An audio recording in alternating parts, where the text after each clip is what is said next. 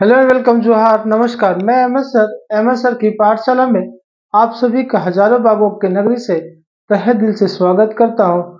रख हौसला वो मंजर भी आएगा, प्यासे के पास चल के समुंदर भी आएगा। वो मंजिल के मुसाफिर तू थक कर न बैठ, तुझे मंजिल भी मिलेगा और मिलने का मजा भी आएगा। लेकिन मंजिल पाने के लिए संघर्ष करना पड़ेगा, कठिन दौर से गुजरना पड़ेगा और अथक प्रयास करना पड़ेगा। जब आपकी पूरी प्रयास 100% होगी तभी आपको मिलेगी मंजिल। तो चलिए आज दूसरे एपिसोड के साथ जो क्लास 10 का ज्योग्राफी है उसके दूसरे एपिसोड्स के साथ में उपस्थित हूँ।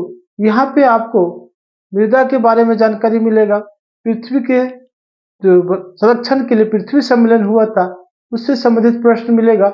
मतलब ये महत्वपूर्ण है, इसलिए आपको सारे क्वेश्चन को बढ़िया से समझना है और नोट भी कर लेना है।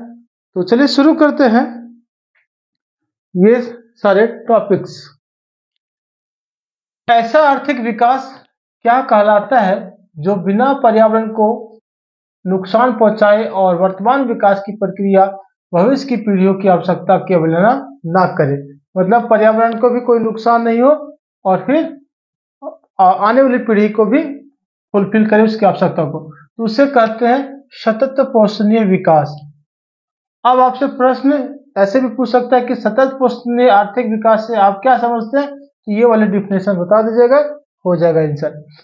अब प्रथम पृथ्वी सम्मेलन का आयोजन किस वर्ष किया गया था, तो वह वर्ष था 1992 का। अब यह प्रश्न ये है कि 1992 में प्रथम पृथ्वी सम्मेलन हुआ, लेकिन कहाँ हुआ था, तो देश का नाम था ब्राजील। ब्राजील का कौन सा शहर था, तो रियो डी जेनेरियो शहर। आज देखिएगा रियो डी जेनेरियो, ये इंपॉर्टेंट है क्योंकि पृथ्वी सम्मेलन पहला पृथ्वी सम्मेलन यहीं पे हुआ था 1992 में, ब्राजील की शहर रियो डी जेनेरियो में।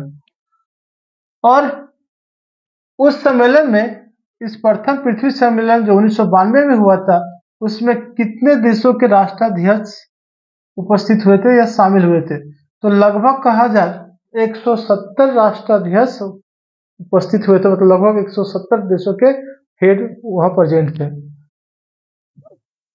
चलिए तो तृतीय पृथ्वी सम्मेलन की बात करते हैं। पहला हुआ, दूसरा हुआ और तीसरा तीसरा कहाँ हुआ था, तो साउथ अफ्रीका में एक शहर है जिसका नाम है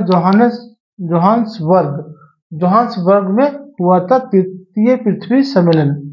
हमारे पास हर व्यक्ति की आवश्यकता पूर्ति के लिए बहुत कुछ है, परंतु किसी की लालच के लिए कुछ भी नहीं है। मतलब लालची व्यक्तियों के लिए कुछ भी नहीं है। ये वाक्य किसने कहा है, या किनके द्वारा कहा गया, तो चलिए ऑप्शन देखते हैं फिर इसका आंसर पता लगाते हैं। क्या ये प्रश्न रविन्द्रनाथ टैगोर जी ने कहा है, क्या जवाहरलाल नेहरू जी ने कहा, क्या जॉर्ज वाशिंगटन जी ने कहा, क्या महात्मा गांधी ने कहा, तो ये समाज से संबंधित सारे प्रमुख थे, लेकिन इनमें से जो हेड थे महात्मा गांधी ने ये पंक्ति कहा है कि हमारे पास हर व्यक्ति की आवश्यकता पूर्ति के लिए बहुत कुछ है, परंतु किसी के लालच के संतुष्टि के लिए कुछ भी नहीं है, क्योंकि लालची की कभी भी संतुष्टि नहीं मिलती।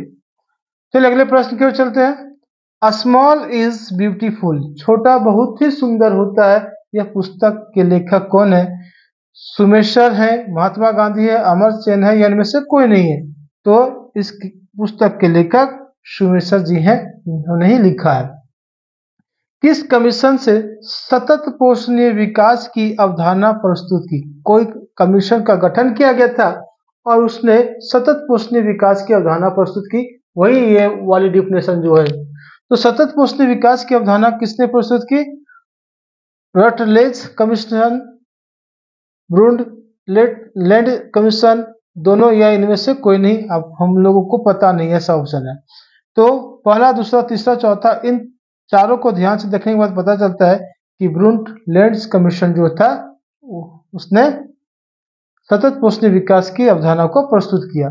रिपोर्ट सतत पोषणीय विकास से संबंधित जो रिपोर्ट थी वह कब आई थी, मतलब ब्रुंडलैंड जो कमीशन था इसकी रिपोर्ट कब आई थी, तो 1987 में। ध्यान रखिएगा 1987 ईस्वी में एडी में इसका रिपोर्ट आया था। चलिए आगे देखते हैं। अब इसी में एक जान लेते हैं कि ब्रूनलैंड क्या थे भाई। तो एक पक्का है कमीशन होगा, तो किसी के जो अध्यक्ष होते हैं उसी के आधार पर वो कमीशन का नाम होता है। अब अध्यक्ष तो थे, तो कहाँ के, किस देश के नागरिक थे, तो उसी से संबंधित एक प्रश्न है कि ब्रूनलैंड किस देश के प्रधानमंत्री रह चुकी है। तो एक महिला थी और वह भी किसी देश की प्रधानमंत्री, तो वे थी भारत के, ब्रिटेन के, नॉर्वे के, जापान के। भारत के तो नहीं हो सकता, भारत के ऐसे नाम नहीं है, तो इनका जवाब था, इस प्रश्न का जवाब है नॉर्वे की वो प्रधानमंत्री रह चुकी है। क्लब ऑफ रोम ने किस वर्ष संसाधनों के विवेकपूर्ण उपयोग का प्रस्ताव रखा। इस क्लब ऑफ रोम ने लोगों के समक्ष एक प्रस्ताव रखा कि संसाधन सीमित है भाई, संसाधन का अगर अंधाधुंध उपयोग करोगे तो भावी पीढ़ी को नुकसान होगा। अब इसका क्या करना है, सोच समझकर, मतलब विवेकपूर्ण तरीके से इसका उपयोग करना है। ये अभिधारणा कब दिया इसने, क्या 1966, 1967, 1968 या 1969? तो इसका सही जवाब है 1968 में इसने दिया था। तो ये सतत पोषण विकास पृथ्वी सम्मेलन से संबंधित प्रश्न थे। अब इसके बाद मृदा से संबंधित कुछ प्रश्न हैं, फिर पार्ट 3 आएगा तो उसमें लगभग सारे क्वेश्चन समाप्ति रहेगा। तो चलिए देखते हैं इसमें।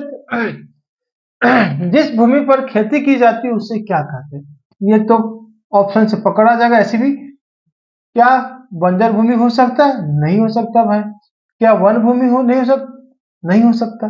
चारागाह नहीं हो सकता। इसका सिंपल सा क्वेश्चन है कि जिस भूमि पर खेती की जा सकती है उसे कृषि योग्य भूमि कहते हैं।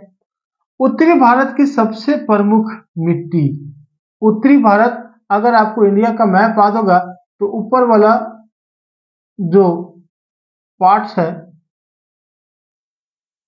ये वाला लगभग ये वाले एरिया, वह वहां पे मुख्यतः कौन सी मृदा पाई जाती है? क्या काली मिट्टी है, क्या लेटेराइट है, क्या जलोढ़ है या लाल मिट्टी? इस एरिया में पाई जाती है जो उत्तरी भारत में या उत्तरी मैदान में सबसे प्रमुख जो मिट्टी है वह जलोढ़ मिट्टी है। अब यह मिट्टी के बारे में थोड़ा सा पोस्टमार्टम किया जाए। जलोढ़ मिट्टी सबसे उपजाऊ मृदा कौन?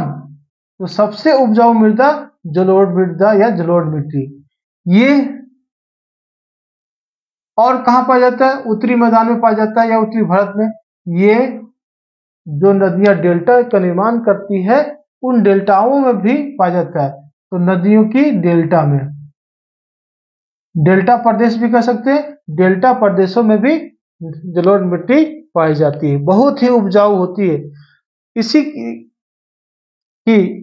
इसी से संबंधित एक प्रश्न आगे है कि आयु के आधार पर जलोढ़ मृदा के कितने प्रकार होते हैं? आयु के आधार पर जलोढ़ मृदा को बांटा गया 1, 2, 3, 4।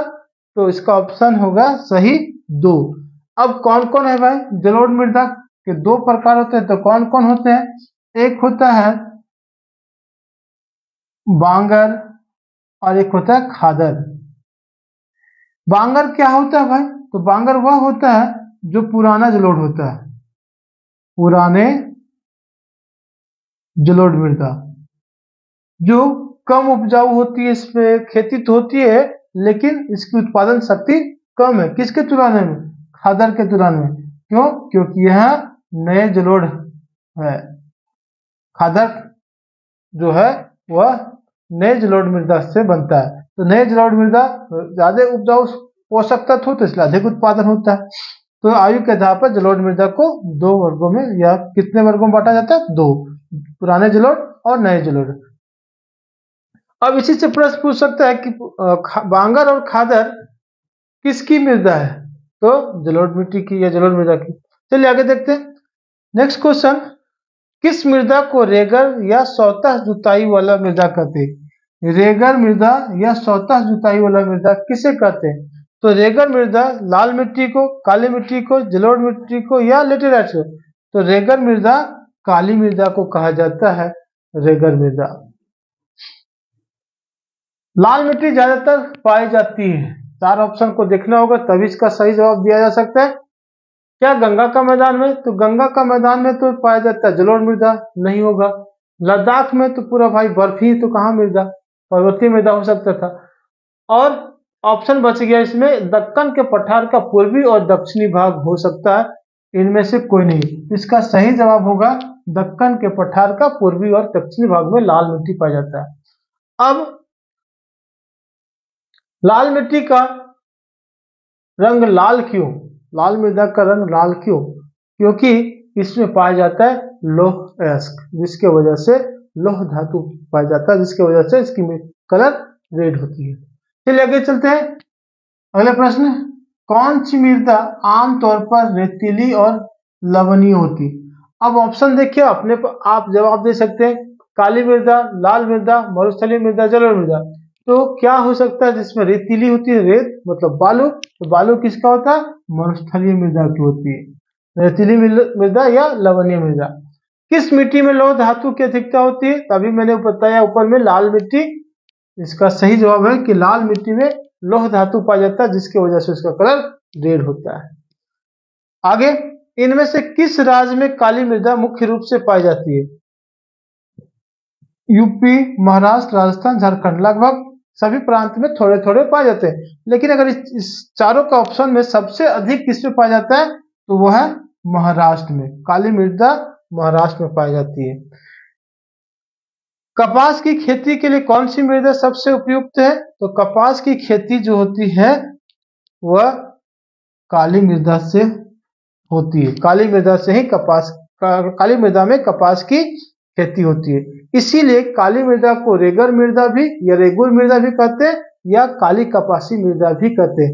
ये कहाँ पाई जाती है काली मृदा? तो दक्कन पठार के क्षेत्र में पाया जाता है, बेसाल्ट चट्टान से बना होता है। ये प्रमुख बातें हैं जो मैंने आपके लिए लाया। कुछ प्रश्न जो बच गए होंगे वो आपको अगले भाग में मिल जाएंगे, लेकिन अगर आपको क्वेश्चंस अच्छे लगे, अगर आपको आज का वीडियो अच्छा लगेगा तो लाइक करेंगे, दोस्तों के बीच, सहपाठियों के बीच जरूर शेयर करेंगे। और अगर आप पहली बार अभी मेरे इस वीडियो को देख रहे हैं तो मेरे चैनल को सब्सक्राइब करना ना भूलें। मिलते हैं नेक्स्ट वीडियो में, तब तक के लिए जोहार, जय हिंद।